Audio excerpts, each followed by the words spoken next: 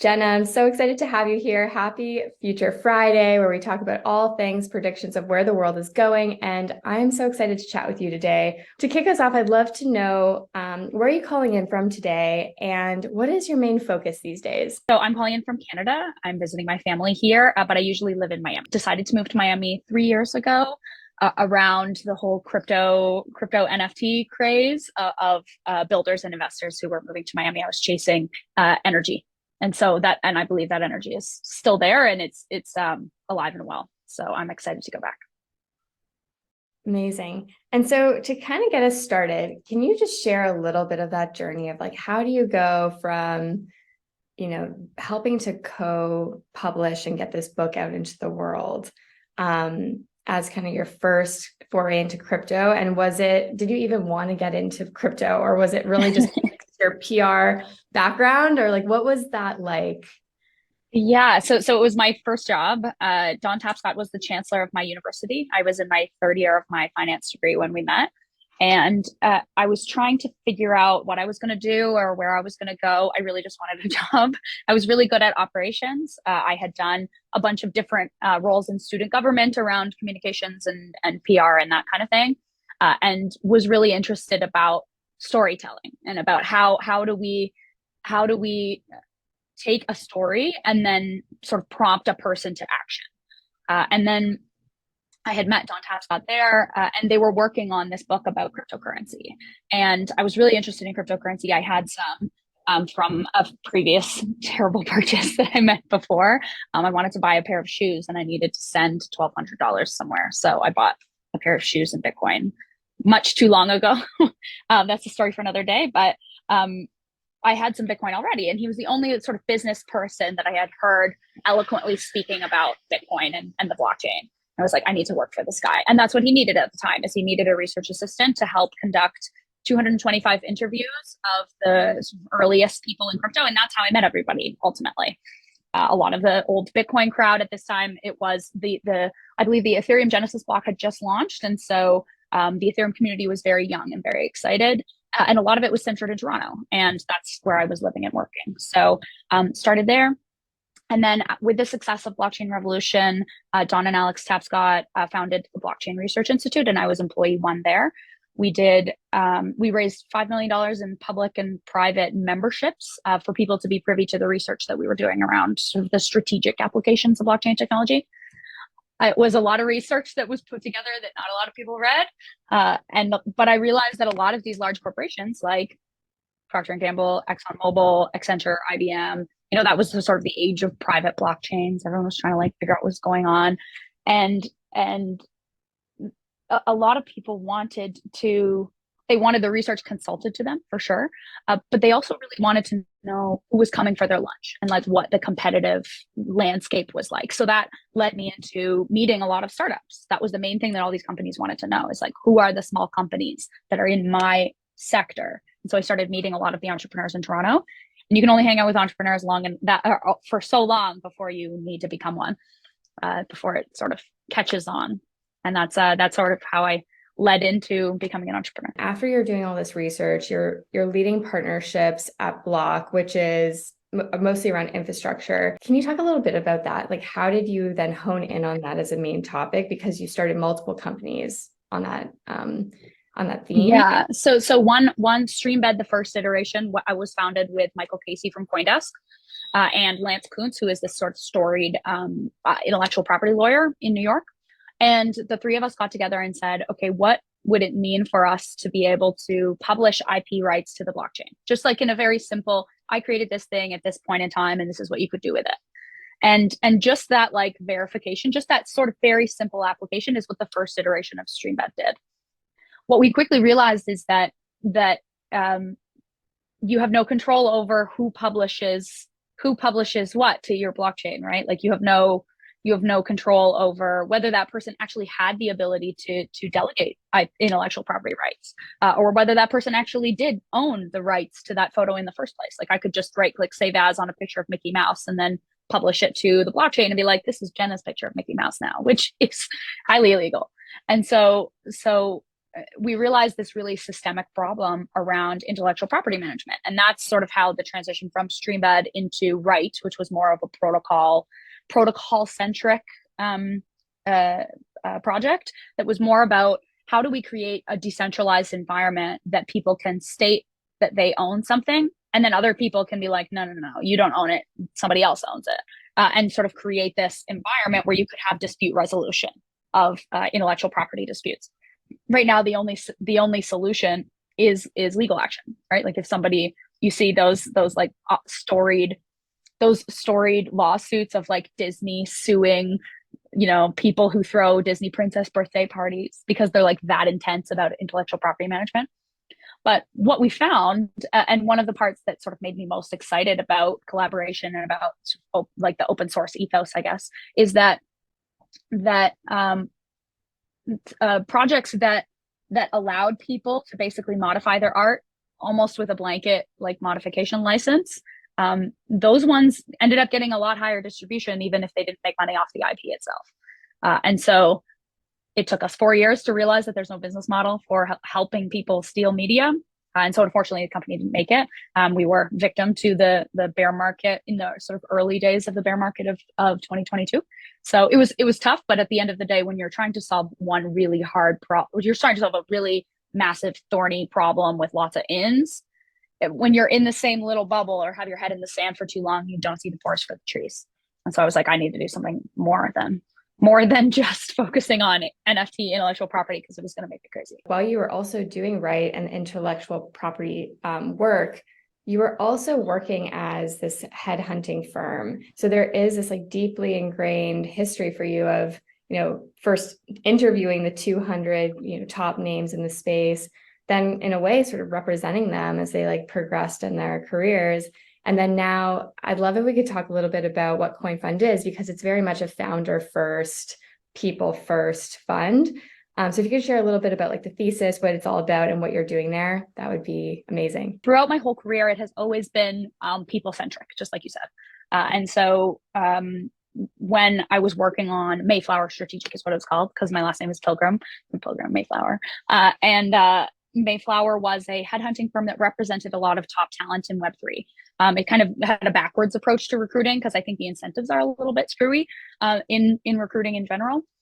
And so I started representing talent who essentially didn't want to be found, and they would point to the companies they want to go to. And then I would go to those companies and say, hey, this awesome candidate exists. Can you please take this meeting? Here's my contract. And it worked. It's a very good bull market business, not so much bear market business. But then I sort of started thinking about, okay, what is the role of a VC post investment? Like I had thought about like sort of bringing my recruiting business in-house to a VC. I also had, because of my experience as a founder, had experience fundraising, had experience hiring, marketing, PR, like sort of across the gamut of just like early stage operating. And I wanted to do more as well than just recruiting. I don't know if you know, but people don't really like recruiters that much because they have to be very aggressive in hiring.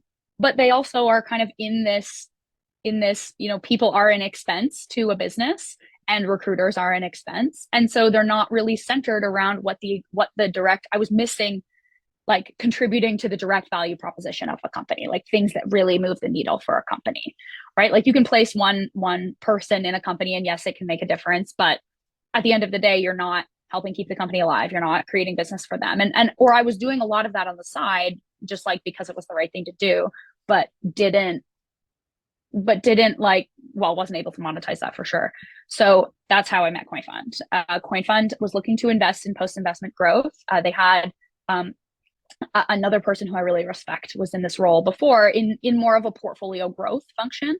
And sort of this transition from portfolio growth to platform really speaks to the size of CoinFund's portfolio now. So we have 97 companies in our portfolio, about 105 if you count our liquid positions. We invest in seed, Series A, and we have a liquid fund as well. And when you have this sort of depth of companies that we have sort of older companies that we invested in early on, like Blockdaemon, Dapper Labs, Republic, Masari. Those established companies can play a really interesting role in helping foster these new seed companies. And then eventually, as long as you don't invest in any competitors, eventually you can create this flywheel. And my goal is to make it so that people have this attitude that when you receive a check from CoinFund, when you're welcomed into the CoinFund founder community, or like our portfolio community, that they feel the same way as sort of the Y Combinator days of old, where it was like, if you get a check from Y Combinator, like, you're done.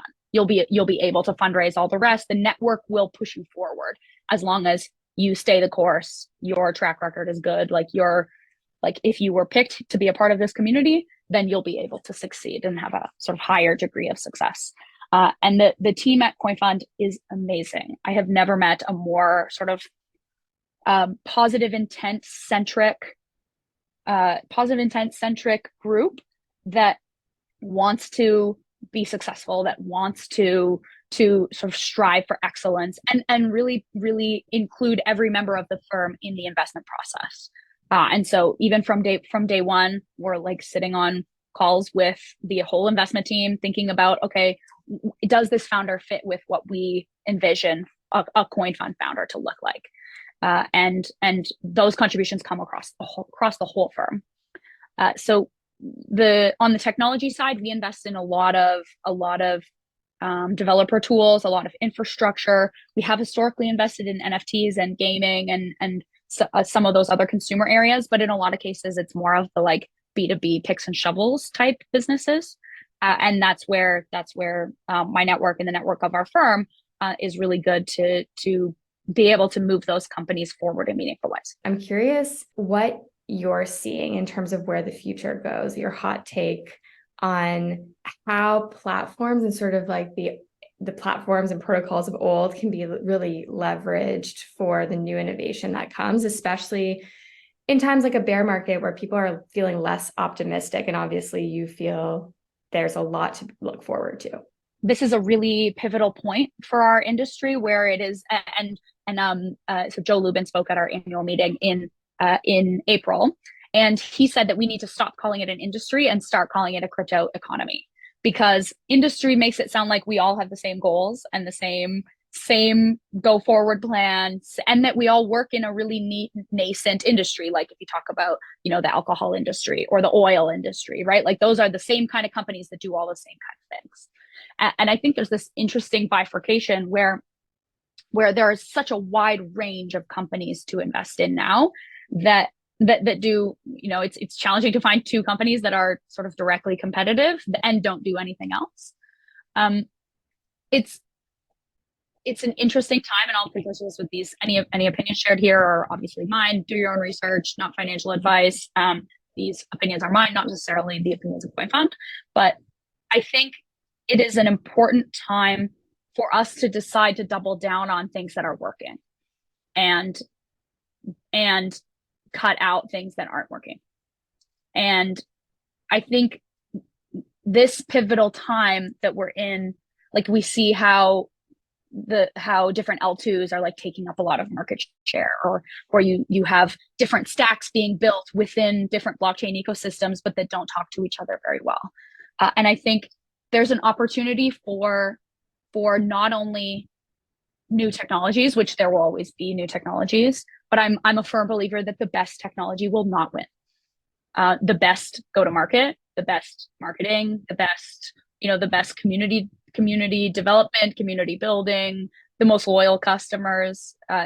Give me, if I had a choice between a loyal community and a really, really good product, I would take a community 10 times out of 10. Because you can always build a new technology that will fit a loyal community and not the other way around. And I think too often, at least in the past, we have been funding, not necessarily us at CoinFund, but the whole industry economy as a whole has been funding a lot of technologists without thinking about the fact that these all still have to be businesses. Just on CoinFund, I'm curious even where the fund got its roots. So Jake and Alex are the founders. How did they get started, and what was sort of their initial thesis? Have you seen that hold, or how is it emerging? Yeah, so CoinFund was founded in 2015 by Jake Brookman and Alex Felix. And It was originally a fund centered around tokenomics, around helping projects get to product market fit and design these sort of incentive mechanisms. That's how they helped a lot of the early token projects get their start and figure out where to go, for distribution, how to set up incentive systems that people would actually use, and they did. And that's where a lot of our really early investments from our first couple of seed funds, that's where a lot of those early investments came from. They've always had this thesis driven investment sort of process where they develop a thesis about how the next couple of years are going to play out, and then they seek out companies that fit that thesis. Some investors decide to do the opposite, where they seek out companies and they say, okay, yeah, this is how that company fits within what I think is going to happen. I really commend Jake and Alex for making these bold predictions. For example, we invested in Jensen, which is an AI product. It's a distributed compute product. And they invested in Jensen a year ago. And then 6 months later, everyone was like all over the moon about AI. And meanwhile, we can point back to like, hey, we published this thesis that nobody read like a year and a half ago. And now people are reading it. And I think that like willingness to like put a stake in the ground and say like, this is what I think is going to happen. And then follow up and put your money where your mouth is something I really respect about the beginnings of CoinFund. So what's exciting you most right now? Like when you think about the future, what are the things you're spending time developing your own perspective and keeping a pulse on? I'm most excited, and this might sound kind of like flaky and dumb, but I'm most excited about any project that has that sort of social scale. Like we saw FriendTech take off, and now I just joined Stars Arena, and Stars Arena has grown like 10x in 1 week. And that kind of like retail takeoff is what, and Stars Arena, for example, is built on Avalanche. And so that is a chain that has been known for sort of more real world asset stuff, like more, it's just more real. They deal with a lot more sort of real products and real applications. But the applications that will get the furthest, the fastest, are usually ones that are either fun or save people money. And so I think as long as it fits in one of those two categories, then yeah, it's those are the ones that I'm excited about. We see a lot of aggregators come in. I think it would be really difficult to put out an application now, and many have tried, to put out an application now that doesn't feed in information from other places. I think it's becoming a growing consensus that things like complicated stuff like identity or security even, or our online profile or who I am on the internet, or like it's becoming a more well-known that it's okay to like use multiple different applications to accomplish multiple different things, right? Like I have my profile online as like Jenna the shopper, but I also have like Jenna the like crypto Twitter person, but I also have Jenna and her family on Facebook. I also, all of those are different. You have Jenna and her friends on Instagram. Like there are all of these different bifurcated pieces of me. And if you put out an application now that doesn't connect those bifurcated pieces together, then it's difficult to create any sort of community because it doesn't acknowledge the sort of depth and breadth of who we are on the internet. So any project that brings those together is really interesting to me. I'm curious your perspective on the staying power of these things, right? So we saw Clubhouse like get huge virality, but then lose a ton of value almost overnight. And that was very potentially driven by their innovation cycle, but also, the move back into IRL post-COVID. And then FriendTech, like there was so much shade being thrown on that in the early days, especially on crypto Twitter, just like FriendTech is not going to work. And now these new applications you're discovering, what are like the factors that raise your attention that you're even willing to like go create an account? Like what things do you like to see start to happen? And then what are you looking for when you're thinking about, is there staying power in this? So first of all, I like to try all of them. So I will happily like log on and create an account with all of them, mostly because there are usually rewards for early users. We saw the same with like ENS brought out their famous airdrop that made a lot of the early ENS domain holders were able to be rewarded for that. I love that idea in general of just like, hey, these are my early supporters. I want to reward my early supporters in a weighted way. I think the ones that have staying power, I don't know. It will be probably an aggregator of all of those that Mhm. have like applications that come out that have open APIs where they're like, okay, you can load in all of your Twitter information, you can load in all of your Instagram information, and then keeping those gateways open. I think that's probably going to be the application that's going to win, in my opinion. But I haven't seen that yet because obviously we have a very Web 2 approach to building social-fi applications, and any of these, this new category of social-fi is very interesting to me. But it's challenging because a lot of them won't open their APIs, or they won't allow for people to go back and forth because it creates too much user churn for the original application. So I It's don't so know, the ones. Yeah, yeah. sorry, go ahead. Well, just like we have so many creators who watch this as well, right? And I think a common question is just like the amount of um, sheer effort and time to go in and produce, like to maintain like your engagement on Twitter now. It's like high amount of time and effort. Or LinkedIn or YouTube or Instagram, like each channel requires so much of you. Like TikTok, do you feel like there's a point of like saturation, or do people all just like move to another I from think I think creators in general need to look at like platform risk, until we have an aggregator that will allow you to sort of like essentially account abstraction for social media that will allow you to pull together all these disparate pieces to create sort of your tapestry of the world, or your tapestry of who you are on the internet. Until that exists, and until, I don't know if it's still a pipe dream, that people will allow other people to like work together and give up and realize that open source is the way to go.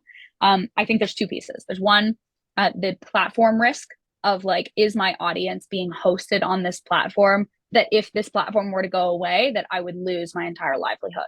We've seen creators deplatformed like all the time, and their audience, I think, as a hedging mechanism, keeping audiences in a bunch of different places is good. You don't have to be on all of them. I think like pick the 2 or 3 or 4 places that you want to be, and then do those ones really well. And that makes it hopefully that your audience has some like staying power. I think when Mhm. you're selecting a platform, the thing that happened with Clubhouse was that Twitter Spaces came out. Clubhouse wasn't really a company, it was a feature, right? Like the feature of having these audio rooms was the novel concept. And I think looking at, okay, so Twitter had an embedded audience, they have a huge, user base already. And so if they introduce that feature, then it just cuts off the legs of whatever these other applications are, right? Like if we have a verified social media platform, or if you take even something like FriendTech or Stars Arena, if someone like Twitter, or it's like the age old question that VCs ask is like, what if Google created this? It's like, okay, well, what if Twitter just introduced a new feature that then allowed everyone to be able to trade each other's tickets or trade followers or trade holders? And then I could reward my early followers of my Twitter feed if I got famous, like reward my early holders of my Twitter feed, or reward my most engaged people, like my most engaged friends. Would I be able to get more sort of audience insights on that and then be able to reward them? As soon as monetary instruments are introduced to current social media platforms, I think it will kill most competitors pretty quickly. And then how can we keep in touch with you personally as you're exploring the space, publishing in the space, as well as CoinFund, as you guys publish research? It sounds like it's very helpful to read these ahead of time before they become a trend. Yeah. And also, if anyone here is a founder, what are the kinds of companies, founders you're looking for so they know how to get in touch and stay in touch?